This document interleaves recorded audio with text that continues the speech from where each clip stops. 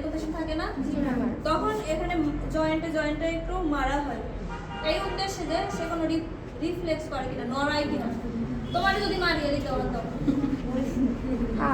নড়বা না, জোরে যদি মারে ব্যথা পাবে না, একটু নড়বা না, এটা মানে রিফ্লেক্স আছে।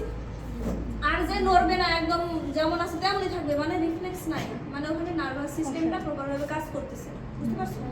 ম্যাম আবার দেখি পায়ে চাবি দিয়ে টান দেয়। না সেটা আরেকটা, সে অন্য চেক। মেডিসিন ওয়ার্ডেন তারপরে আমাদের মেন্টাল লাগবে, প্রেশার দেয়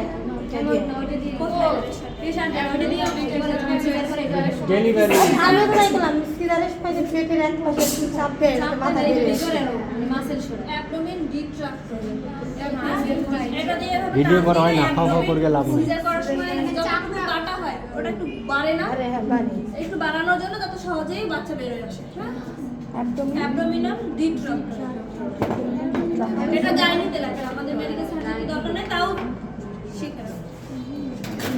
এই যে এগুলো কি গাইনি বলো, অবস বলো, যে জায়গায় যাও এটা লাগবে।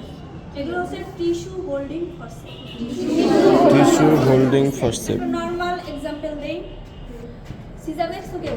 হ্যাঁ দেখছি মাসেল কাটার পরে মাসেল দুই সাইডে সরানোর জন্য আটকাইয়া এভাবে দেয় না, এটা দিয়ে সে মাসেল আটকাইয়ে সরায়।